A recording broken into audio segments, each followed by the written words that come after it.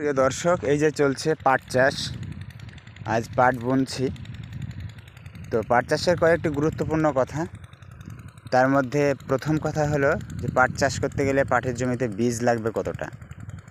ঠিক আছে, পাটের বীজ লাগবে 500, সাধারণত 500। ঠিক আছে, এবার কেউ 100 গ্রাম কম দেয়, 400 দিলেও হয়। যেমন এই পাশের জমিগুলো 400 গ্রাম দিয়েছে, কিন্তু পাট অনেক হালকা হালকা আছে। দেখলাম যেটা হালকা আছে। তো 400, 500টা স্বাভাবিক, 400 দেওয়াটা কম, সে 100 কম দিল, হালকা বীজ হবে। আবার আমরা যেমন আজকে 600 গ্রাম দিলাম। এটা শুধু বিদেশি পাট যেটা বলছে এটার জন্য, চিকন দানা, সেই জন্য। আর যেটা দেশি পাট, গঙ্গা কাবেরী, আরও কিছু এরকম আছে দেশি পাট, যেটা আগে যেটা লাগাতো মানুষ, সেটার ক্ষেত্রে কমসে কম 800 গ্রাম দিতেই হবে। 800 গ্রাম দিতেই হবে, কারণ ঠিক আছে, কারণ এইটা 3টে দানা আর ওটার একটা দানা সমান। সেই হিসেবে কমসে কম 800 গ্রাম দিতেই হবে। তো আমরা 600 গ্রাম বীজ দিয়ে বুনছি। পাশের জমিতে 400 গ্রাম দিয়েছে, ম্যাক্সিমাম 500 দিয়েছে। তো গেল এটা বীজের খবর। টাইমের ব্যাপারটা একটু বলি। আজ হলো এপ্রিল মাসের 17 তারিখ, বৈশাখ মাসের আজ হলো 3 তারিখ। আমরা পাট বুনছি। তো আজ থেকে 20 দিন আগেও মানুষ পাট বুনেছে বা শুরু করেছে। আজ থেকে 20 দিন আগেও মানুষ পাট বুনতে শুরু করেছে। যাদের একদমই নিচু জমি, সেইগুলা অবশ্যই তারা পাট বুনতে শুরু করেছে। তাহলে এখানে আনুমানিক একটা হিসাব পাওয়া গেল, আজ থেকে 20 দিন আগে, অর্থাৎ আজ বৈশাখ মাসের আজ 3 তারিখ, আনুমানিক চৈত মাসের 10 তারিখ, 12 তারিখ, এইগুলা থেকে চৈত্র মাসের 10 তারিখ, 12 তারিখ, 15 তারিখ, এগুলাতে শুরু আনুমানিক। ঠিক আছে, এখনও কিছু মানুষ পাট আজকাল পরশু মানুষ লাগাবে।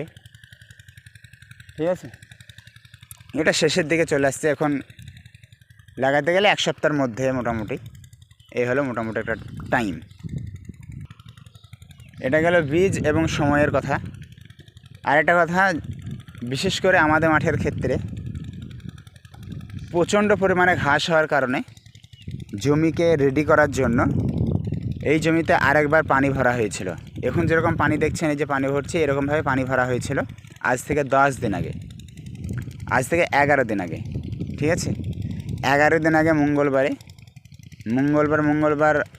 8 দিন গেছে, আজ হলো শুক্রবার, তাহলে 11 দিন হচ্ছে। 11 দিন আগে জমিতে পানি ভরার পর এই যে দেখছেন ঘাস, এই যে ঘাস দেখছেন সব পুড়ে লাল হয়ে গেছে। ঠিক আছে, প্রচুর পরিমাণে ঘাস। তো এই ঘাস বার হয়ে গিয়েছে, আমরা বীজ দিয়ে এগুলোকে মেরে ফেললাম, তারপর পাট বুনছি। এখানে আরেকটা কথা, যে বীজ দেবো, তা কতটুকু বীজ দেব? আমরা 1 লিটারে 2 বিঘি জমিতে বীজ দেওয়ার কারণে আমাদেরকে পুনরায় আবার তারপরের দিন বীজ দিতে হয়েছে। হোড়াপোড়া আজকে বীজ দিলাম, কালকে পাট চাষ করা যাবে। হোড়াপোড়া বীজ আজকে দিয়ে গেলাম, কালকে তখন পাট বোনা যাবে। এরকমভাবে পানি ভরে পাট বোনা যাবে। তো সেক্ষেত্রে 2 দিন যদি সময় দেওয়া যায় সেটা আরোই ভালো হয়, তবে 1 দিনে যথেষ্ট। এটা গেল সময়ের কথা, মানে জমি রেডি করার কথা। ঠিক আছে, এই যে